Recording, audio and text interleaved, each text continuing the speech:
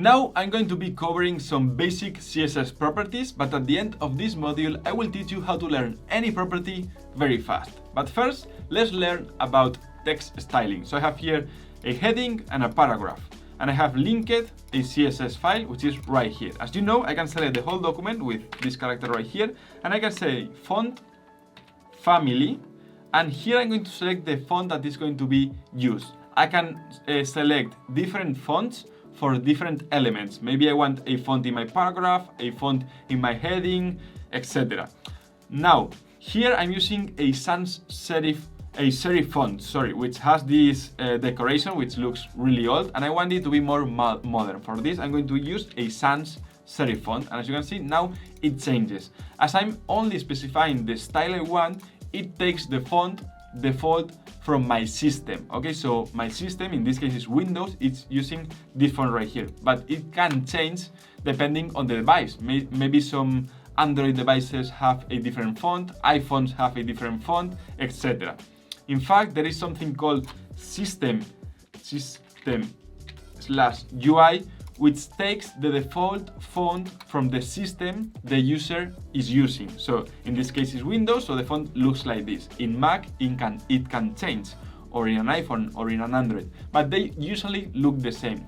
This is a very good practice because it makes your font look good without needing to load extra fonts, because if you want to use a specific font, you usually have to load it. You have to add it to your website and load it. This is a more advanced CSS feature, so we will cover this in a future CSS course. Okay, but at the moment you can specify here, for example, Arial, and it looks Arial. Maybe I can use the impact font, but the same. If this font is not available in the device you are using or your user is using, they won't see this font. So now at the moment you can use system UI or serif or sans serif to make sure it looks the way you want. Because, for example, I can use system UI for my body, but maybe I want the heading to be a font family a serif font, right? And now only the heading one is serif font. Let me add a heading 2 so you can see.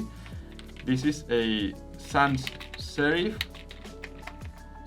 heading 2, okay? And I can even make it with a heading 3 right here, okay? So all the headings are sans serif, even the paragraph, but the H1 is, these are sans serif, and the H1 is serif font, okay? Because I specified here, and as you know, the H1 is a selector of specificity 1 in the first position. This one doesn't have any specificity, so anything we add will replace these properties right here. Okay, so now we are going to go to the paragraph, and I'm going to show you some other basic text styling. We have color, which of course changes the color. We can say, okay, I want the paragraph to be red, or I can use an hexadecimal code. So we add this character right here. Let me delete this, and FF0000. An hexadecimal code has 3 values for RGB. Okay, so the 2 first are for red, green and blue, etc. Okay, so if you change these values, you get different colors. So we have this blue, this purple, this lime, etc. Okay, and you can add the color like this. If you add 2 more values after these 6 values, then it adds transparency. So imagine I add 2 zeros right here. Now it's completely transparent. The opacity is 0, but you can add more opacity. Okay, so it's a solid color or a completely transparent and with 0 opacity. Okay. But you can also use RGB here. So I use RGB, we open a parenthesis right here, and we can add the red value, green value, and blue value as well. So I want it to be in red, 0 green, and 0 blue. As you can see, it's completely red. I think the maximum is 255, I think. Let me check. Yeah, maximum is 255. If we add 255 in everyone, it will look white. If we add 0 in everyone, it will look black, completely black. Okay, so we can select any combination of values we want. If we add here, instead of RGBA, and then add another value, this is the same as the 2 last values in hexadecimal code, is the opacity, okay? So now it has an opacity of 0. If it is 1, it's completely solid. If it is 0.5, it has half opacity, okay? So it's like transparent. Great. We also have, let me add a text that you will see without problem, like this. Okay, so this dark, I'm going to use this dark blue. Great. You can also add a font size, of course.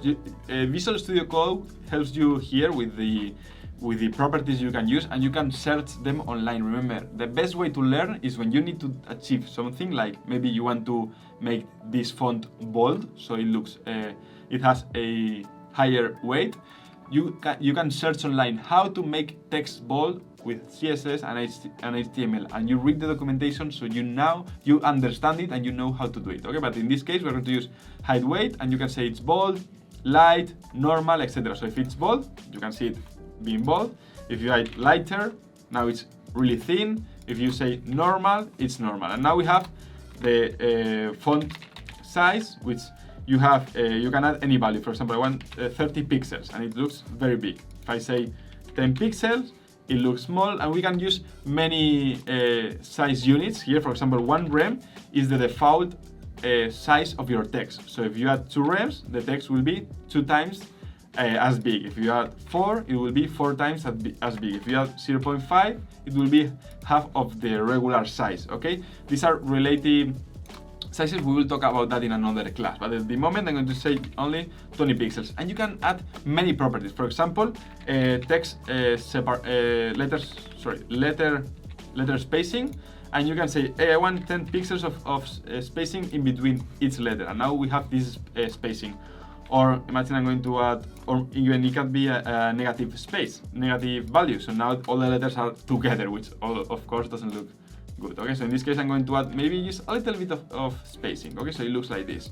And I'm going to add a line height, which is the spacing between each line, of 2. So now in between each line we have another line of separation. If we add 1, this is the regular spacing. If we add 2, we have now 1 line of spacing in between each line.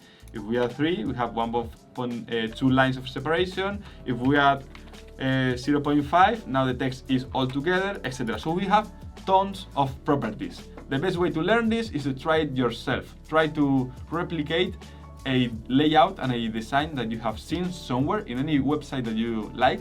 You can go to kairosplan.com and try to replicate my website so it looks exactly the same, at least with text at the moment. So you can add the same colors, maybe same sizes, add some bold text, some great looking headings. And there's another thing I wanted to show you. As you can see here, I have a very long heading that takes 2 lines, but the last word is here alone. This doesn't look as probably as you want it to look, because you maybe want it to be in 1 line or to be like this, so it's condensed, because when you have only 1 word, it looks weird. This is managed with what is called text wrap. Okay, the default value is wrap, so it will look the same. We have pretty, which adds 1 extra word when there is 1 word alone. So here we have lines alone, there's only 1 word. So if you add pretty, it will add an extra word if needed, but if it's not needed, it will just take the 1 line and that's it.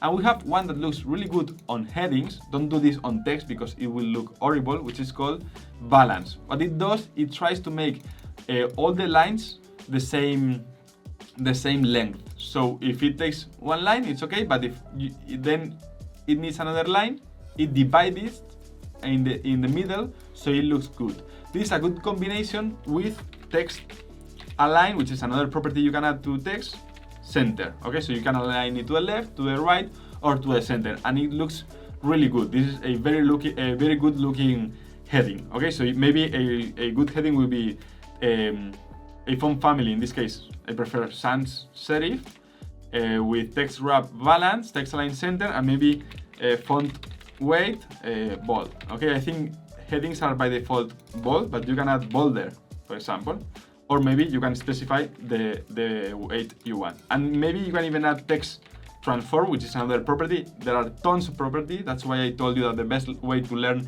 is to practice and try to replicate real world websites, because this way you can try to apply the changes that are modifying. You can say uppercase. So we have here a very strong, heavy heading.